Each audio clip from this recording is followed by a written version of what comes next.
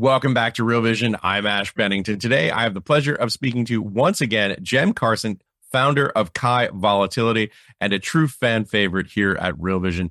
Cem, welcome back to Real Vision. Hey, Ash, great to be here. Gosh, this is always one of my favorite conversations. And today we're here sitting about 2 weeks, almost exactly before the election. Lots happening in markets, lots happening in geopolitics. Cem, big picture, 50,000 foot overview. Where do you see us right now?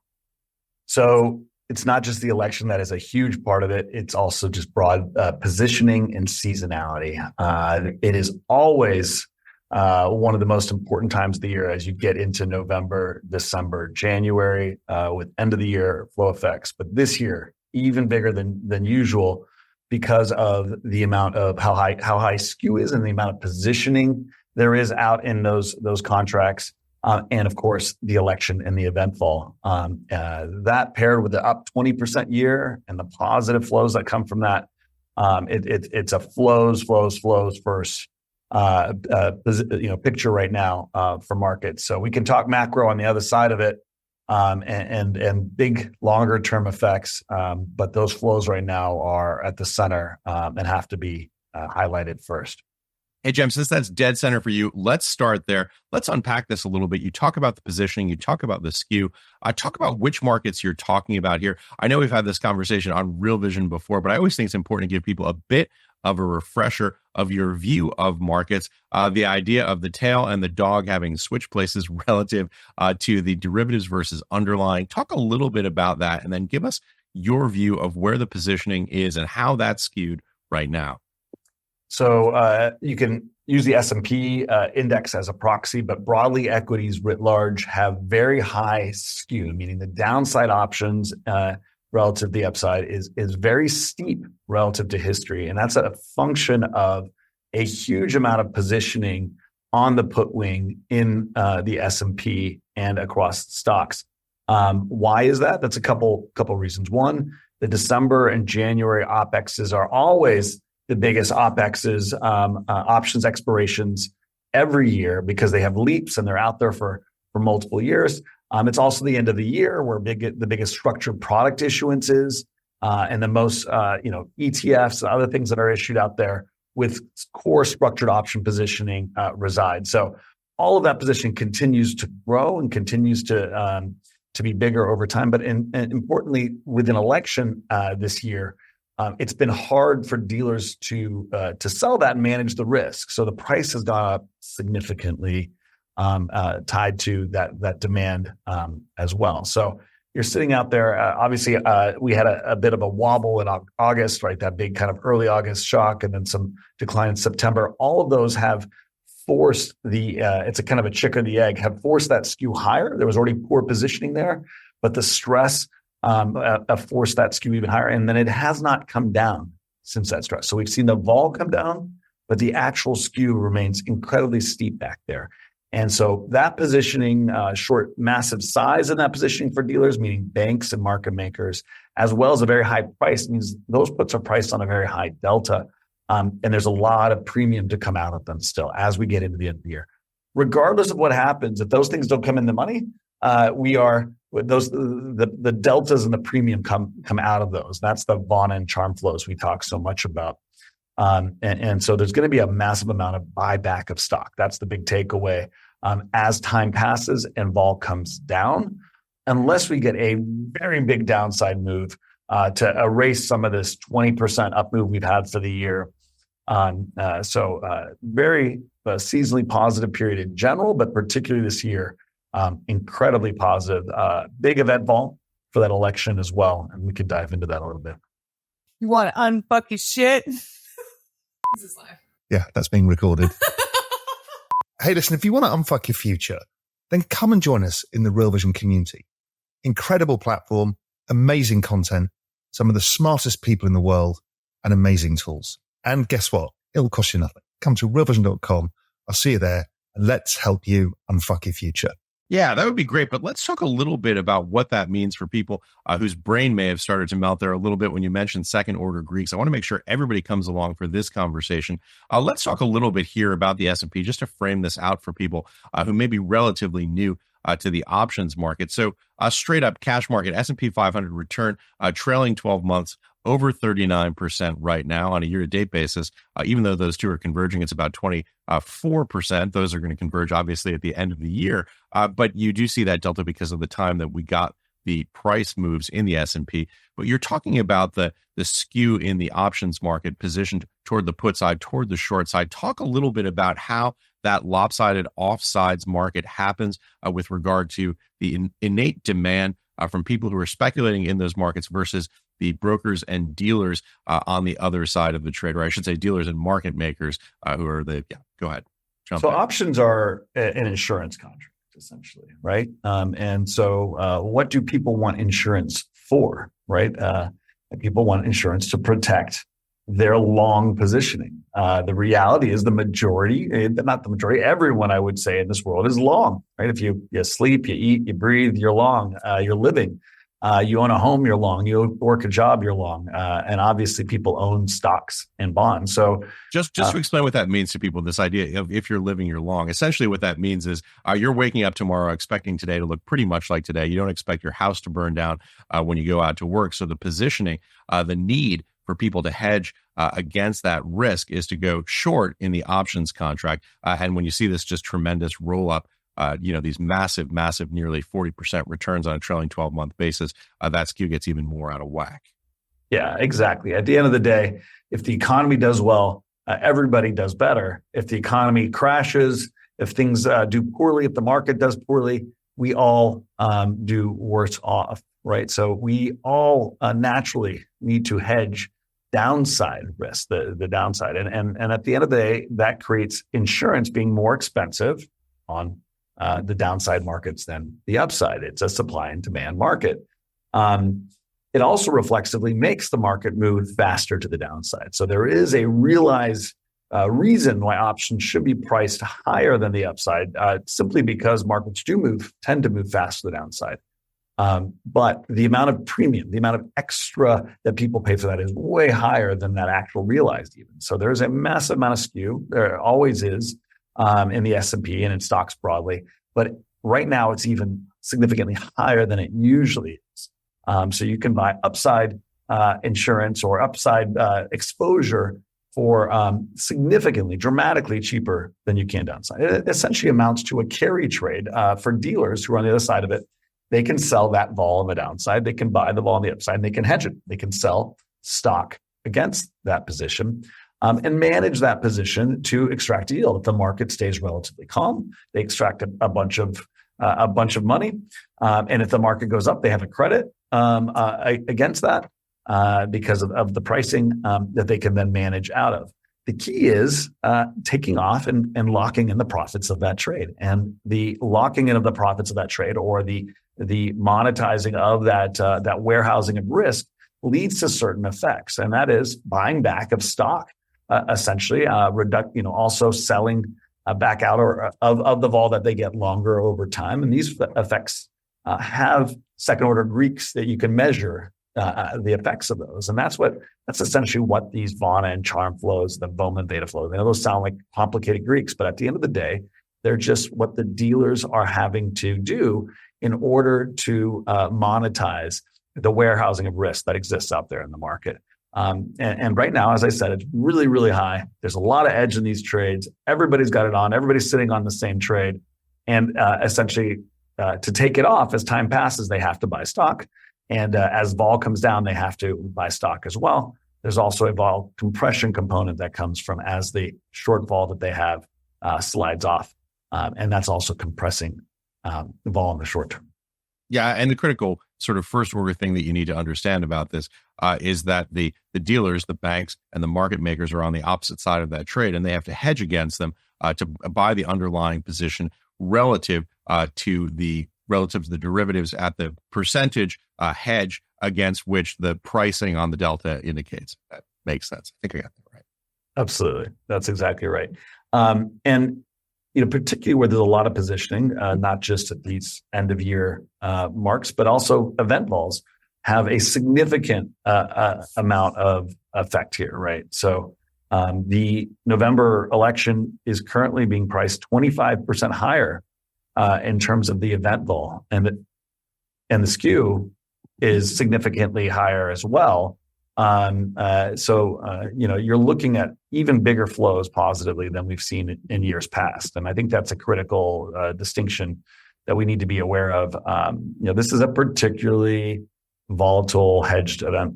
When people talk about the wall of worry, by the way, you hear a lot of things that are tied to, like sayings and mantras that are tied to the markets. They generally actually, the math behind them and what causes them consistently tend to be tied to options markets and other structured flows that many people don't fully appreciate. A lot of the seasonality we see in December, January, not all of it, is a function of this bigger positioning in the market. But also the wall of worry is tied to these events where people are hedging and they're worried that there's stress in there. That event eventually, when it comes off the table, inevitably it does, leads to kind of this squeeze higher in markets and that reflexivity. Joe, let me see if I can understand this and break it down for folks. So what you're talking about here is the inherent natural structural positioning effects of essentially the expiry coming up at the end of the year, just as the structural way that markets work. And then you add the layer on top of that, which is where the elections have pushed markets to. Talk a little bit about the way you see the market's position right now relative to this pricing of who is going to win the presidential election. And by the way, I don't know if you have better insight than this than I do, Jen, but when I go up to Real Clear Politics almost every day, I look at the polling data. I can't see anything other than just an absolute coin toss.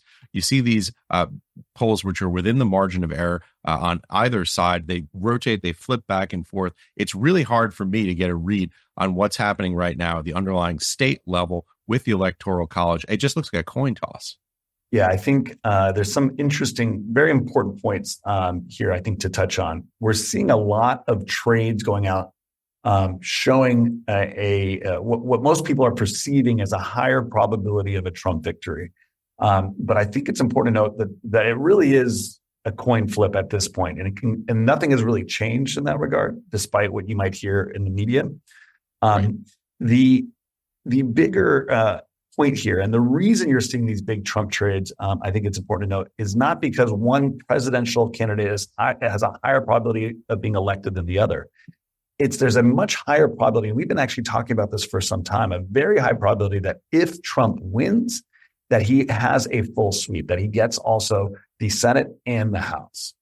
Whereas if Kamala wins, and this is just a function of state by state, district by district realities of who's up for reelection, who's not.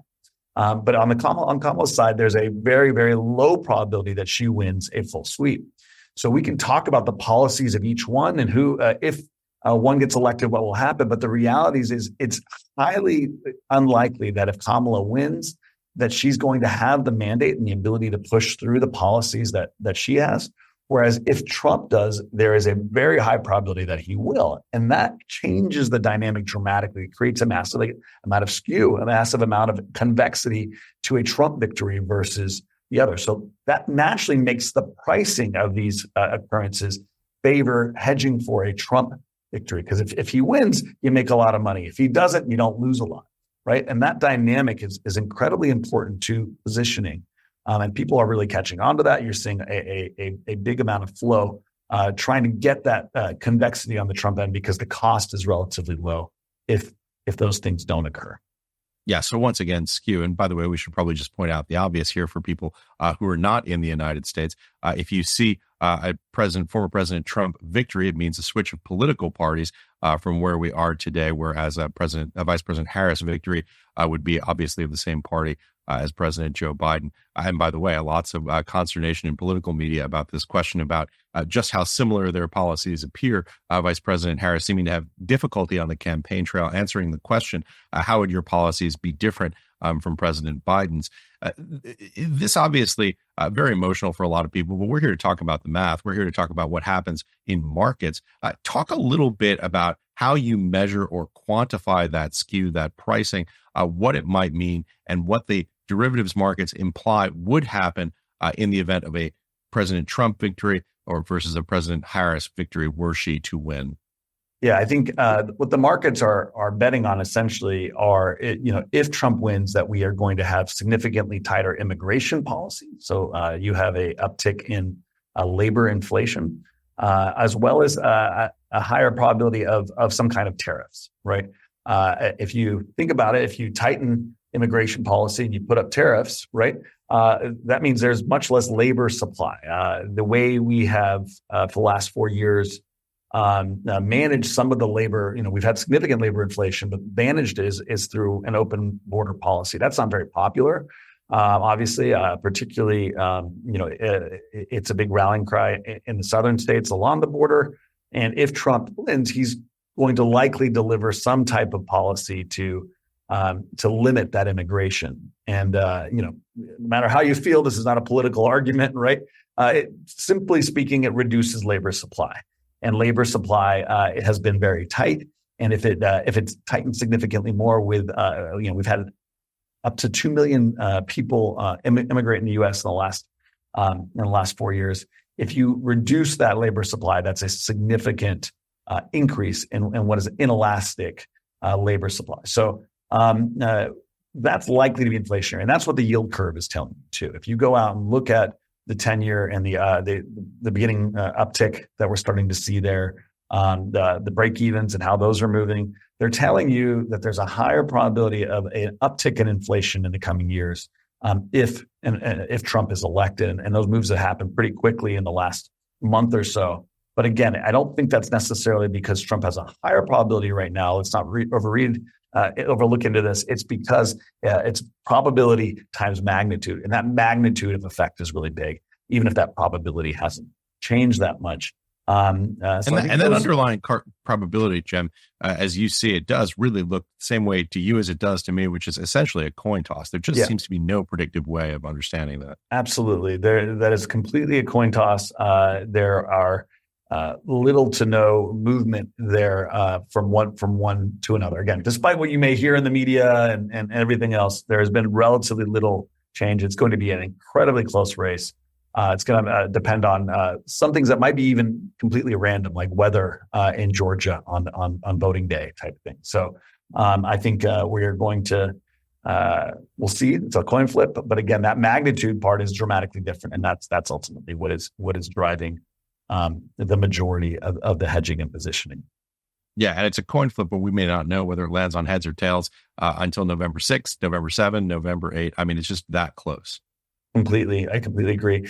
But I do think regardless of the outcome and the bigger picture in terms of inflation, those things will matter. I think the rotations you see will be affected by the election in dramatic ways. But if we talk about the broad market and what's going to happen to indexes at the core level, I think in the short term, regardless of who wins here, as long as it's not a contested, like a long contested election, meaning months, I think you're going to really see a lot of this delta come off the table, and a significant amount of support regardless of the outcome, because the insurance and the hedging, that wall of worry will come off the table. Yeah, provided we don't get the nightmare scenario, which is Christmas Eve, where we still don't know who's going to be president. Correct, and that's the thing that I think markets are really worried about. It's not about who or what, right? In terms of and there's some hedge premium that's essentially will drive this thing higher, and it's like I said, significant this year. I want to highlight an interesting stat actually. This came up during RMC when I was at the SIBO's risk management conference. We actually had we're on a panel and we're able to talk afterwards and interview a few of the speakers. But one of the interesting things that you and Sinclair actually brought up, who writes a bunch of option books out there, a well-known options author, is that if you look at the 2 weeks around November, historically, going back to 1954, there's a 27% annualized return in those 2 weeks around the election date, right? That's pretty significant, right? And that's, again, regardless of who gets elected, what's happening, 27% annualized in a 2 week period. But it's funny, if you go look at that same data set in non-election years, it's annualized at 20%. So it's still a very positive period. The election makes it higher, right? That event vol, the flows, everything we're talking about increases those probabilities. But important to note, this is a seasonally very positive period, regardless of the event vol, regardless of these flows that we're seeing because of Thanksgiving, because of Christmas, because of all the hedging in December and January, the acceleration in time. And again, in up years, the reinvestment effect that comes in January, things that we've talked a lot about on here and other venues. But so just realize that, we can get caught up in the drama and the stories, but there are structural reasons. There are very positive flows that come into the market during this period, and particularly so in this year and the election years. So let's talk a little bit about those flows, what you see, how you measure them, and what they imply for where we are today. Yeah. So again, I think we've talked about this in the past, but I think it's important to work our way backward. One of the most important things for end of the year is Jan 1 reinvestment, releveraging effect. There's $50 trillion of U.S. equities, $200 trillion approximately of dollars of things tied to the U.S. equity market, the S&P 500. $200 trillion, let that sink in. If we're up 20% in a year, right, on a $200 trillion market, that's $40 trillion of new collateral. People don't think about it that way. People think, oh, my stocks went up, but they are now worth more. People call that the wealth effect. They call it other things, but the reality is it's a collateral effect. It's the fact that most money is leverage. Most money is loans, right? So, whether it's buying real estate or whether it's buying, investing in hedge funds or private equity, there's a ton of leverage under the hood. And when things appreciate, that means there's more collateral to take on more leverage. More money is essentially created. So we've created $40 trillion of new money. Now that new money goes to work, gets reinvested, some daily, some monthly, some quarterly, and some annually, right? There's a lag to some of these, and some things private equity does new raises once a year, or different industries move slower. What percent of that 40 trillion gets reinvested at the first of the year? We can wave our hands at it. There's no actual way to know the actual numbers, but let's say 10%, right? 10% of $40 trillion goes to work at the beginning of the year. That's $4 trillion. By the way, there's about 100 billion is what moves markets on a daily basis. So when you see the market up 1%, this is counterintuitive to people because the market is so big, but it doesn't take much. The incremental flows is very small. So if there's $4 trillion coming back for reinvestment on Jan 1, what do you think is going to happen, right? There's a reason the Santa Claus effect and the January effect are the 2 weeks before the first of the year and 2 weeks after the first of the year. That's not Santa Claus. It's not magic.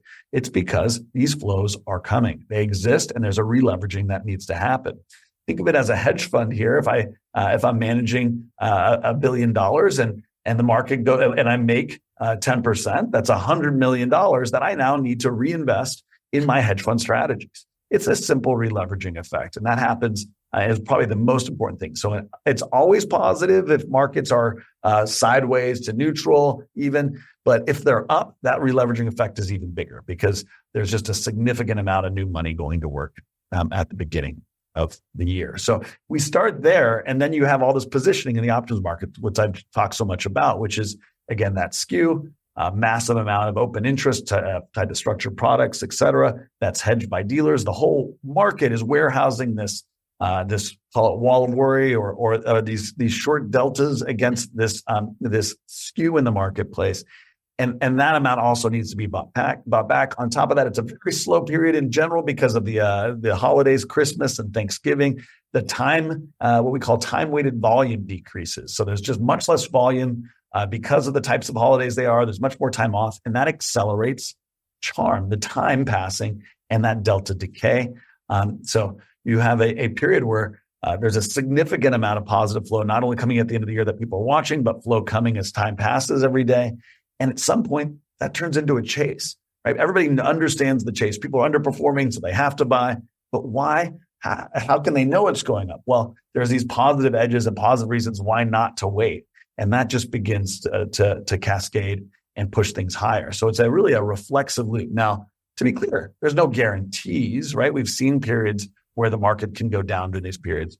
But the higher that skew, the bigger that positioning, the bigger those flows, and the lower the probability, the bigger the move needs to be to the downside in order, that hurdle goes up. in order for us to go into more of a gamma effect where we're pushing into the short interest, and that downside tail can become a big problem. So there's no guarantees that tail is fatter further away, essentially, and as long as we don't get near that tail and activate all the open interest that's out there, the flows will be significantly positive. Yeah, and I know that this starts to melt people's brains when they look at the underlying calculus, the math that describes it. But this is D delta charm that you're talking about is D delta, D time, the change in delta relative to the change in time, relative to the decay on those contracts, third order derivative for time itself. I know it gets confusing.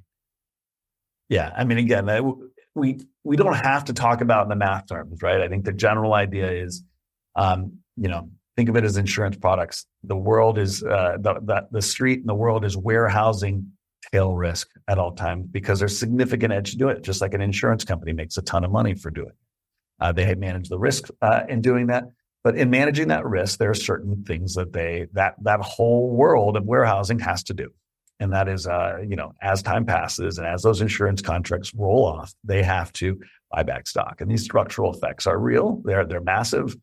Anywhere from 25 to 50% of all flows on a given day now, depending on the environment we're in, and then add on these other reinvestment flows, et cetera. And it's a pretty high bar to bet against. And I think that's the important takeaway.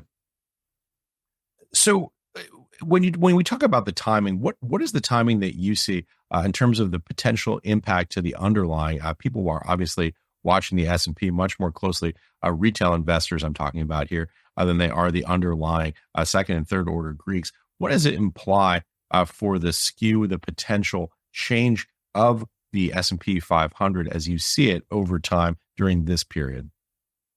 Yeah, look, the skew is normally call it 25% higher than the at the money to the downside. And as much as, and on average, probably about 35-40% higher downside one standard deviation versus, let's say, upside. Right now, we're seeing something closer to 50% higher, right? Significantly higher than we normally see. And that means the deltas are that much bigger as well. And then add to that the size, the positioning being bigger. And so it's hard to measure the exact percentage that will lead to. Part of the reason that's hard is because people are front running these things. Right? People realize that this exists. So there's already some buying pressure, as we've seen, like leading into this. That means there's more supply on the other side of this once we do start pushing up. Now, the markets aren't, because of the risk of the event and not as many people understand these effects or reckon it's a scale, though these things are still there. They haven't been completely front run. They can't be, honestly, fully front run. But that does affect and dampen the effect. I would say if there was no knowledge about this, and we were just sitting in a market with a natural $100 billion daily flow, and we're going into the end of the year, this skew alone is probably worth about 5% to 7% in positive flows alone, without that rebalancing effect I talked about at the end of the year. That rebalancing effect, again, we said, let's say it's $4 trillion and the daily flows are 100 billion, right? I mean, you're talking about something that's 40 days worth of positive incremental flows. That alone could be worth another 5. So 10 to 12.5% in an average market. Now, we've already seen a big up push, right? And part of that is because people and big players and smart entities are playing the probabilities and understand that that's higher. So, what does that mean to the end of the year? Maybe another 5%. I think that's probably a good bet, right? But would it shock me if we got 10? No, not at all. These are very positive flows, and the risk is to the upside. I will add to that, outside of just up, down, how far can we go? Upside implied volatility. So the price of these calls, it's not just that the puts are expensive, the calls are really cheap right now. So you can bet on these things without going all in on stock. The beauty of options, and I think the one thing that people don't appreciate enough, is they are a much superior way to bet on parts of the distribution, to bet on certain outcomes with much less risk. It's a much better risk-adjusted a way to bet on outcomes. You have every percent in moneyness in the market at any point in time in the market. You can much more precisely bet on the part of the distribution that you think is inexpensive and have a much better risk adjusted outcome. Right now, calls 2, 3, 4 months out are actually very cheap. People are looking at the market and saying, well, vol's hanging in there broadly. But a lot of that is because skew is high. The VIX is pricing in a much higher price in general. And because of the event vol in November and December is priced quite high. But if you go out to January or February or March and you go buy a call, you're able to buy these calls with some long-term upside for what's way lower than historical, in some cases, 11, 12%, when the average is 17, 18%. And we're talking about an election that has significant importance, significant potential for different outcomes.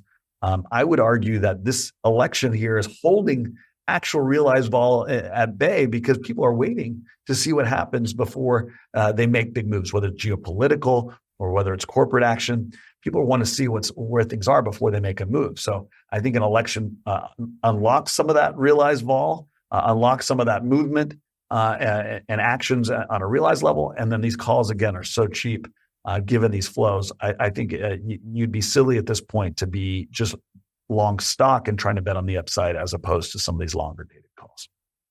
I guess some of the flip side to that argument is that they are not necessarily easy products for people to use. You got to open a margin account. It is not simple. And I would point out you're also trading against Cem Karsan, which for a lot of retail investors probably does not make sense. I want to push back on that a little bit, Ash. I think the reality is people think it's more complicated than it is. I think we get into the Greeks and people get confused or scared. I think the reality is if you do a little bit of education, a really little bit, you're still way better off betting directionally with some of these contracts, particularly in the liquid markets, right? I hear you if you're talking about some liquid stock with a very poor option chain that doesn't have enough liquidity. But people are taking way more risk than they realize betting on stocks and beta. The street has largely taught people that if you go buy stocks, close your eyes, and you'll be better off in the long run. The Sharpe ratio of the S&P 500 is 0.3 over the last 100 years. Not a particularly good long-term investment on a risk-adjusted basis. We've been relatively lucky in the sense the last 20 years have been very, very positive for stocks because of very accommodative Federal Reserve policy. But I think the reality is in a market where we're likely to have more inflation, higher interest rates, given all the populism and the effects we talked about, people need to learn to manage risk in this market. We can't just blindly say, hey, let's be long assets. And I think options are really, really great, a great way to do that more precisely. And it's not nearly as complicated as people think. So I think there's a lot of scare tactics around options and derivatives are some weapon of mass destruction, et cetera. I think they're actually superior products, superior ways to position much more precisely than just in two dimensions, long or short. Well, there are really two main points there, Cem. It's the idea that that understanding these is not as hard as it seems at first blush, but also, and perhaps the more important point, is that there's risk in beta as well. We talked about this as S&P 500 creeps near this 40% return on a trailing 12-month basis. I want to talk about the deleveraging risk. We talk about the releveraging that happens as stocks continue to drift higher.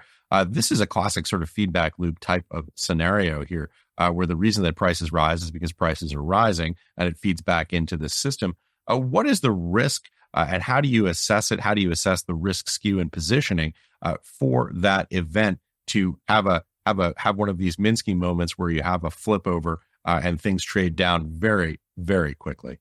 So this is one of my favorite kind of metaphors. I would think of stock market valuations as like altitude on a plane, right? I think where the market goes is the plane itself, right?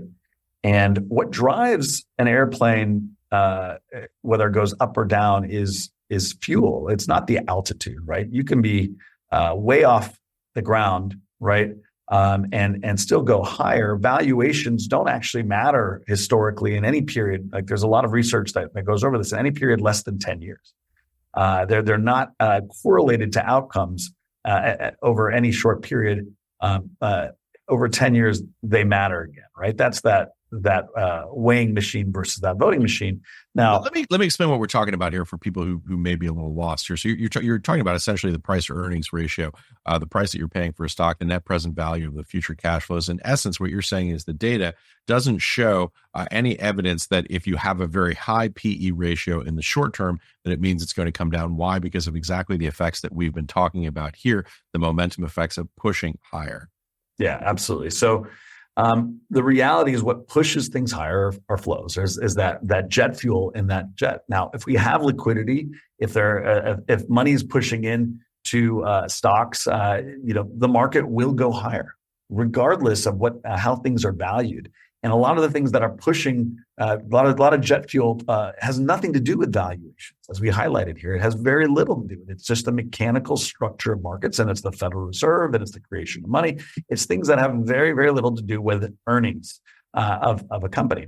Now, to be clear, the weighing machine, things come back into line, and they eventually do.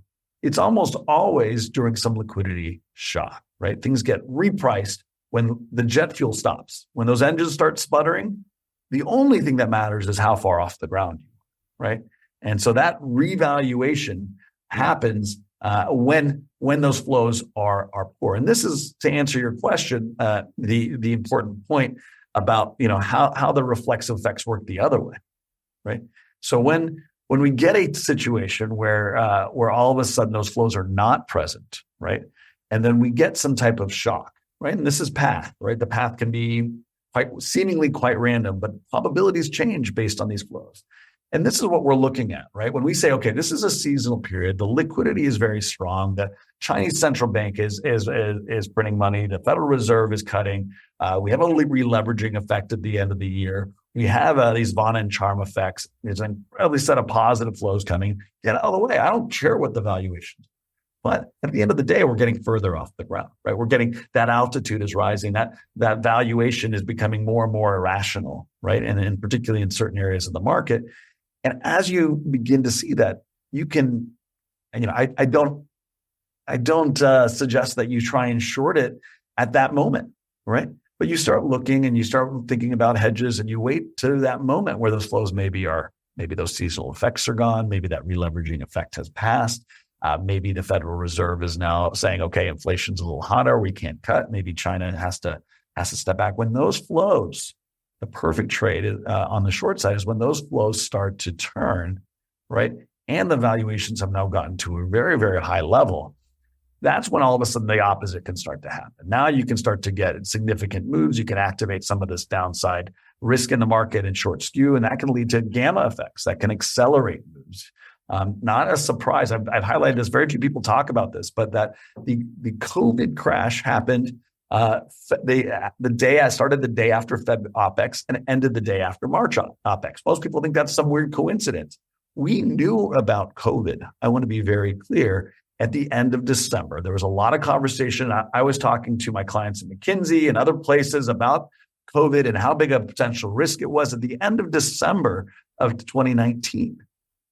Yet January passed, the market rallied, and we went all the way to mid-February. The market kept rallying. Well, that's because there were a lot of positive flows into the early part of the year, right? A lot of vol compression. A lot of people were trying to short it with all those flows that only pushed things higher. But once we got to a point when the flow dynamics turned, and then the risks were there and the valuations were such, we got a dramatic effect. And then it was not only just a down move, right? Then we activated a lot of that short gamma in the market right in that March quarterly Opex, and that created a massive 30% decline in a month, right? This is how these things work. It's not that the weighing machine doesn't matter. It only matters once the flows are in a position to allow the readjustment to happen. The realities of the world matter, but sometimes, to be clear, it can take years. I started my in the business in 1998. Trust me, in 1998, the world knew that the tech bubble was a bubble. there wasn't any question as to whether it was a bubble. But then the NASDAQ doubled into 99, 2000, returned 100% in a year and change. We crashed 92%, and 95% of all tech companies went bankrupt. But the reality is you had to hold on if that was the case. And instead of trying to hold on, it's pretty important to watch those flows and be prepared for when those flows turn, given the context of the weighing machine. Yeah, I mean, just a couple of points, and but despite those massive 90+% bankruptcies, 95% decline peak to trough, you still saw the technology that was being used during those periods of the startups became massive adoption. I mean, it was just a huge success. I mean, you can talk about it. You can talk about Amazon. There was never a question, right? Yeah. There was never a question that the internet was going to change the world. There's no question that AI will change the world. But good luck trying to make sure you're in the right names that make the money on it, and make sure you had to wait a decade before you made any of your money back, right? From the tech bubble before you started making money again. Price does matter. Also, you don't know how the profits from these technologies are going to play into any company.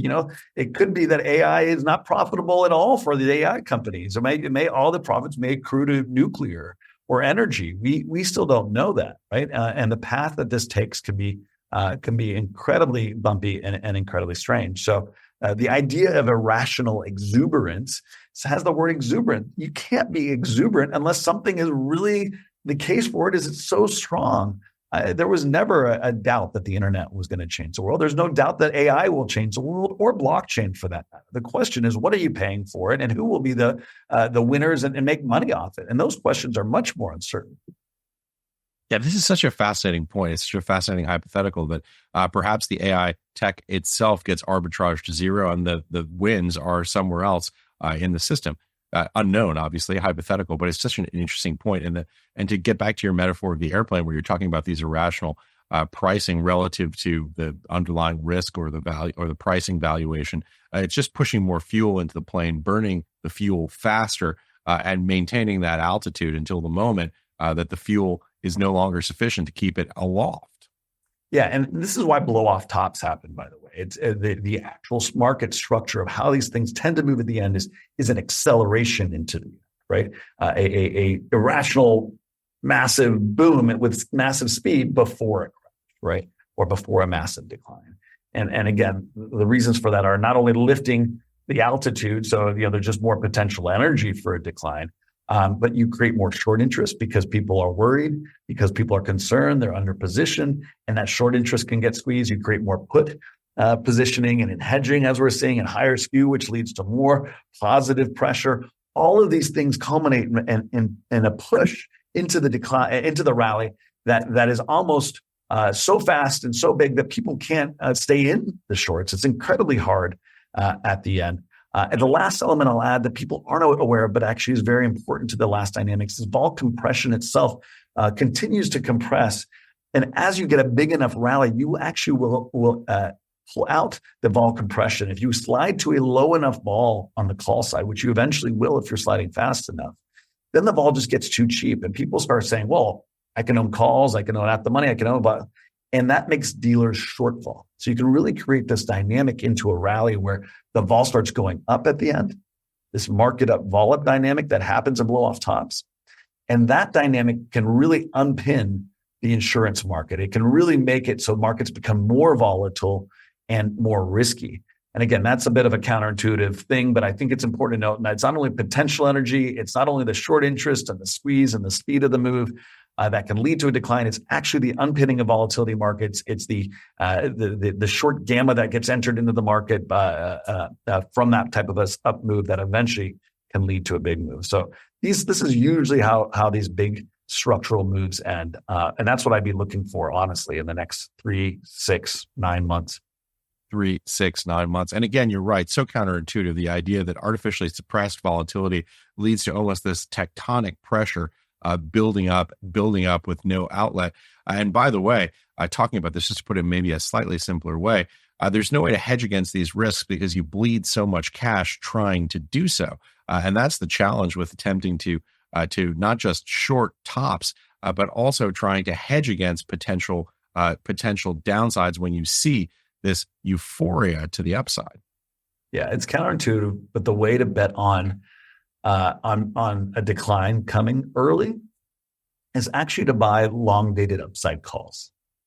And again, I know that's very, very counterintuitive, but you're essentially buying implied volatility, right, which tends to go up well before the decline actually comes on a fixed strike basis, right? So these calls are very cheap.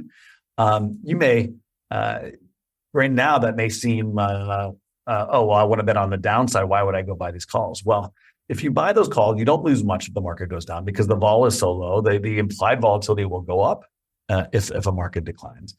And more likely is that you get some type of blow off top beforehand. And when you do, not only will you benefit from the delta, the directional bet on that call, but you'll bet on the implied volatility coming up. So you get a massive amount of convexity. And then you can sell stock against those calls as you rally. And that essentially creates something that looks more like a straddle or a downside trade, a long volatility trade. So volatility, implied volatility, tends to perform very well before a market tops.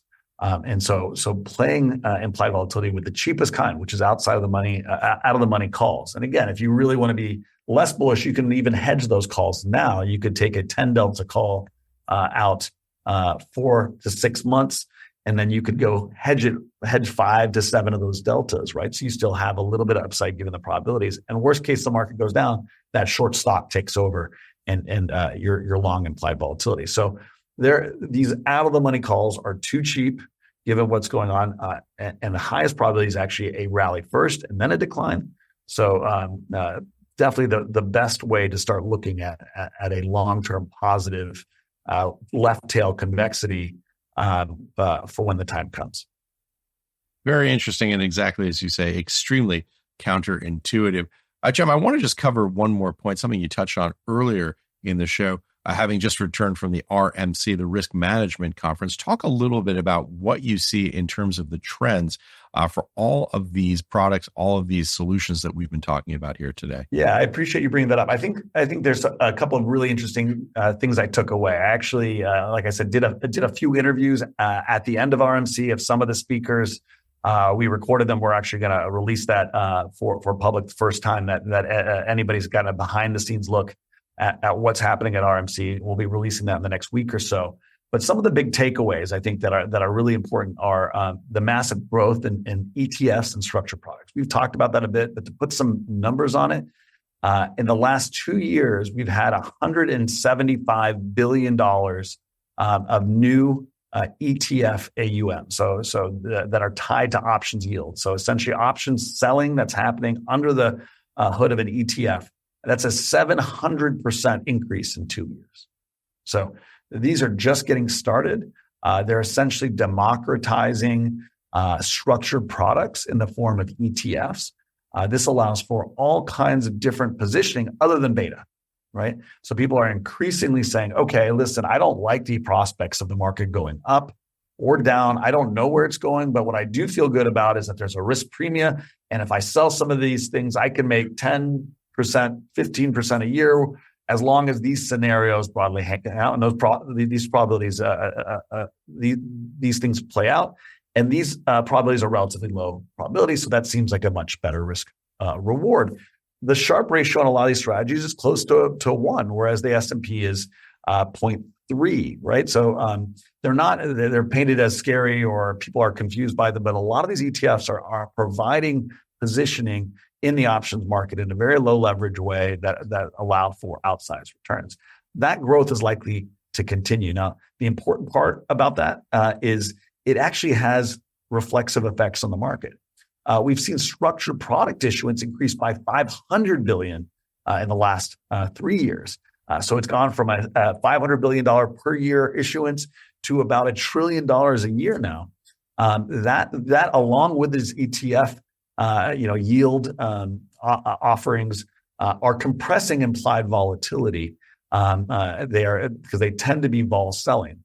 That vol compression on the index level is leading to dispersion, single list versus at the money. We've talked about that to some extent. It's also leading to very low and very low volatility in the short term, but a kind of an illusion of volatility, right? Because those structured products are selling it, they're compressing the vol. But then, again, as I mentioned, at some point, these things, if they become unpinned, can really accelerate the other way. So I think that's an important, interesting thing going on. The amount of structured product issuance, the accessibility of it in the form of ETFs, other mutual funds, other types of products, and that's only accelerating and increasing. So these effects that I talk about so much are actually becoming more and more pertinent and relevant. It's not just the options trading going on; it's a lot of this issuance on that end as well. So I think that's a really big thing that came up. The other big thing, other than the election, we talked quite a bit about the election, is zero DTEs and how the trading in them is affecting market structure. Almost 50% of all options trading is now happening on 0 days to expiration. That means these are just realized positioning. Why is that happening? A couple of reasons. One, first and foremost, people want to position along the distribution, but it's too complicated for some people right now to think about implied volatility. Is this implied volatility high or is it not? They just want to bet on realized outcome. They want to say, what are my break evens? What can I make today if I'm right? And so a lot of funds are being issued and a lot of individuals are out there trading, essentially betting on different outcomes in each day. And it's a very clean one-day kind of bet. And that makes it easier for people to say, okay, I want to make this break-even bet for this day and not worry too much about the long-term implied volatility involved. That trading is having a massive reflexive effect on markets as well. It is on some days where there's a lot of vol selling, compressing vol, but it's also on some days when there all of a sudden is a big order that's buying vol, changing things very quickly to a big move. And so that quick change, which is more like the vol of vol, right? The vol can be very, very compressed and then change very quickly. That vol of vol is increasing in the market. And I think that's a big takeaway.